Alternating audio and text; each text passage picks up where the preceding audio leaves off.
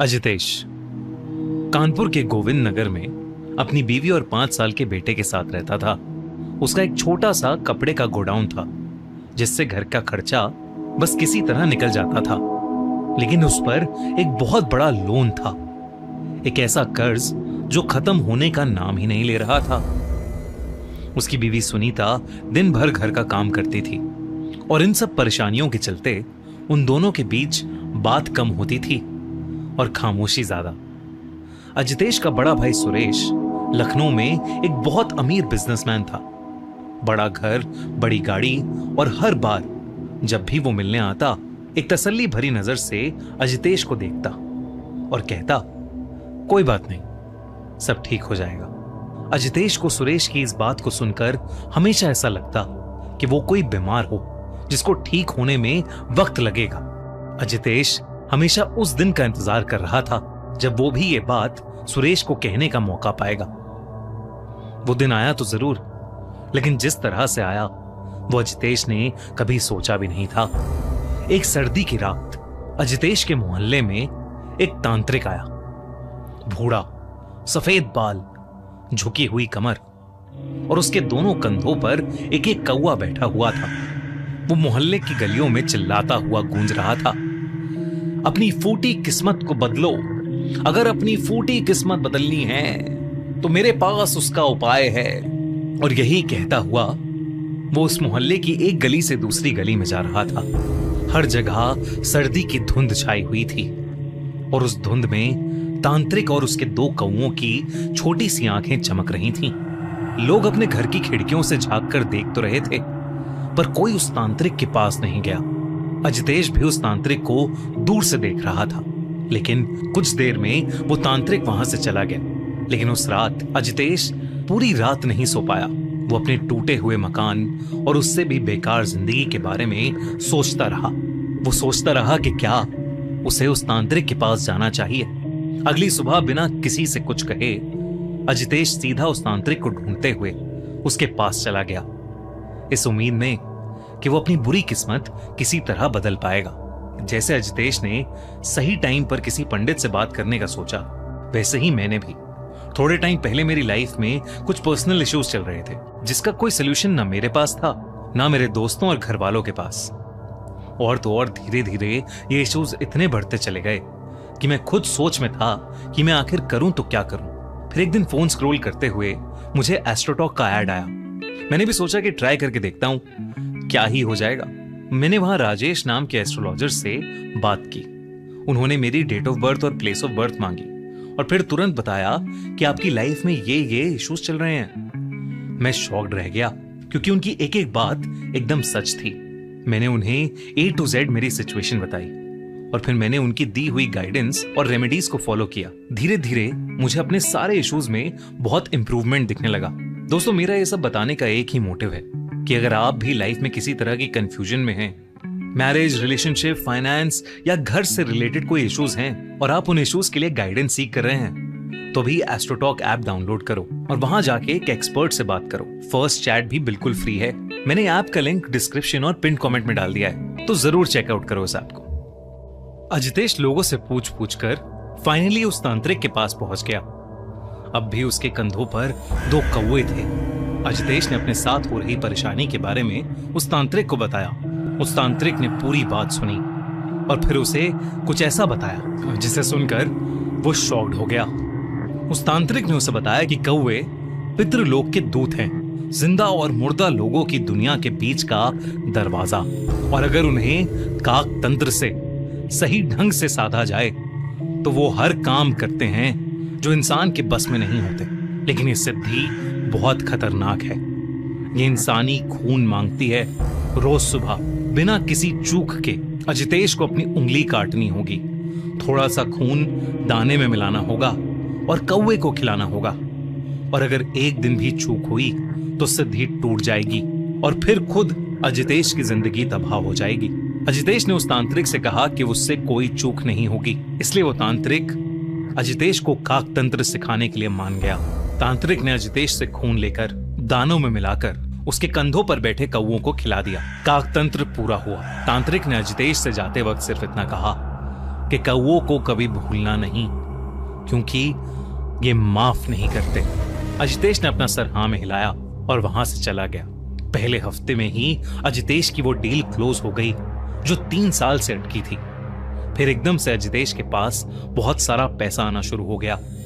रोज सुबह अजितेश उठता, उंगली काटता, दाने में खून मिलाता और कौवे उसे खाने आते।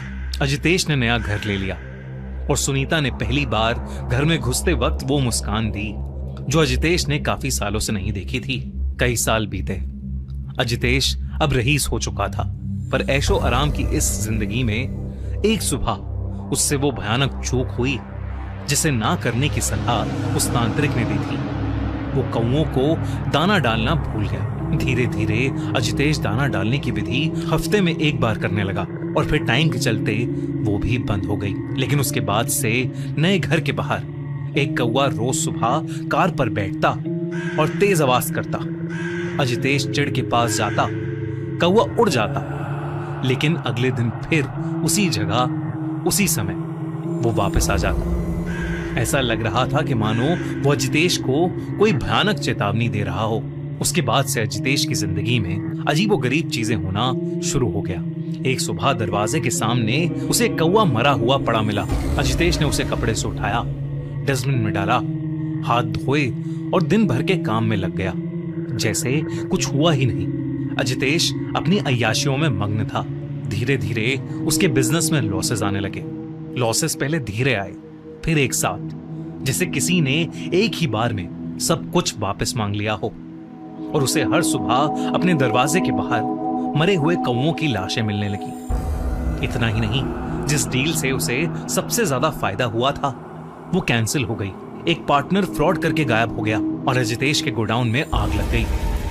पैसा कहां और कैसे जा रहा था अजितेश को समझ ही नहीं आ रहा था। ऐसा लग रहा था कि मानो कोई रोज उसकी तिजोरी खाली कर रहा है। नए घर में रहना उनके लिए अफोर्डेबल नहीं था।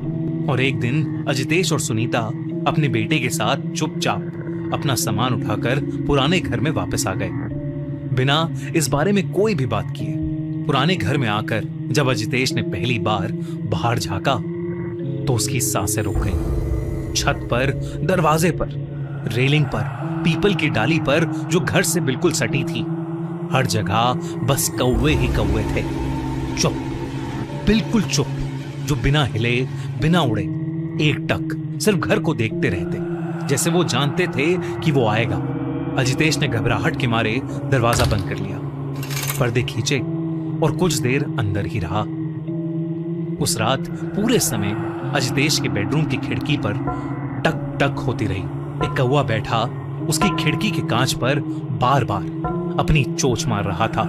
अजितेश ने ध्यान से देखा तो उस कौवे की लाल आंखें रात के अंधेरे में चमक रही थीं और अजितेश को ही घूर कर देखे जा रही थीं। अजितेश ने अगली सुबह उठते ही अपनी उंगली पर एक कट लगाया और अपना खून दानों पर लगाकर कौवों के खाने के लिए रख दिया, लेकिन कोई भी कौवा नहीं आया। अजितेश का बड़ा बेटा, जो अब 15 साल का हो गया था, वो अब बहुत शांत रहने लगा था। वो किसी से कुछ नहीं बोलता था। कोई उससे ज्यादा पूछताछ करता तो वो उसके ऊपर गुर्रा देता। बस दिन रात वो अपनी कॉपी में काले कौवे बनाता रहता, इतना कि क्रेयॉन से उसके हाथ भी काले हो गए थे। एक रात कुछ ऐसा हुआ कि अजितेश बेहद डर गया। उसने शीशे में अपनी गर्दन पर निशान देखे, गहरे, काले, बिल्कुल चोंच के जैसे। लेकिन वो कब आए, कैसे आए, उसे कुछ समझ नहीं आ रहा था। अजितेश अब बहुत ज्यादा घबराने लगा था। वो फिर से उस तांत्रिक की तलाश में निकला। तांत्रिक की झोपड़ी का दरवाजा थोड़ा सा खुला हुआ था। अंदर से कोई आवाज नहीं आ रही थी, बाहर भी कोई नहीं था। आंगन बिल्कुल सुनसान था। पर अजितेश जब अंदर गया तो उसके रोंगटे खड़े हो गए। वो तांत्रिक जमीन पर अधमरा सा पड़ा था। उसके शरीर पर गहरे निशान थे, चोंच के, पंजों के। कपड़े फटे हुए थे और उसके चारों ओर कौवे ही कौवे थे। तांत्रिक अधमरी हालत में भी अजितेश को देखते ही उस पर चिल्ला पड़ा, मूर्ख, तेरी वजह से आज मेरी ये हालत है, निकल जा यहां से, वो अब तुझसे सब कुछ छीन लेंगे। तांत्रिक के नफरत भरे शब्द सुनकर अजितेश सहम गया। और बिना रुके सीधा अपने घर चला गया। और तब उसने अपनी बीवी सुनीता को सब कुछ बता दिया। उस रात आसमान में गहरे काले बादल छा गए। पहले एक कौवा आया, फिर 10, फिर 100, फिर इतने कि आसमान का रंग ही बदल गया। उनकी चेंचे की आवाज एक साथ हवा को काट रही थी। अचानक अजितेश का नाम उसकी बीवी सुनीता ने जोर से चीखा। आवाज उसके 15 साल के बेटे के कमरे से आ रही थी। जब अजितेश वहां गया तो उसके बेटे को अजीब से दौरे पड़ रहे थे, जैसे मरने के समय कोई कौवा फड़फड़ाता है, बिल्कुल वैसे ही उसका बेटा छटपटा रहा था। फिर वो अजितेश को देखते ही गुस्से से पागल हो गया। उसकी आंखें लाल होने लगीं और चेहरा काला पड़ने लगा।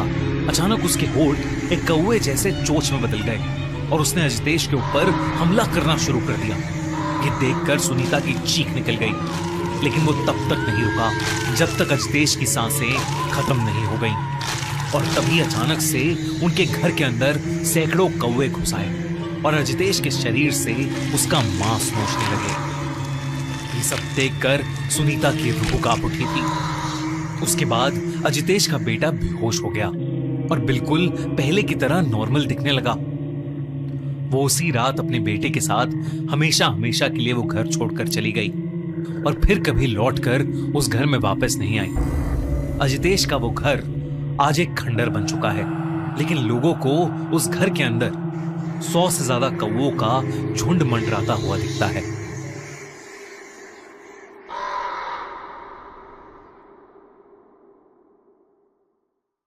अगर आपको ये वीडियो अच्छी लगी तो हमारा चैनल खूनी मंडे सब्सक्राइब करना बिल्कुल मत भूलना।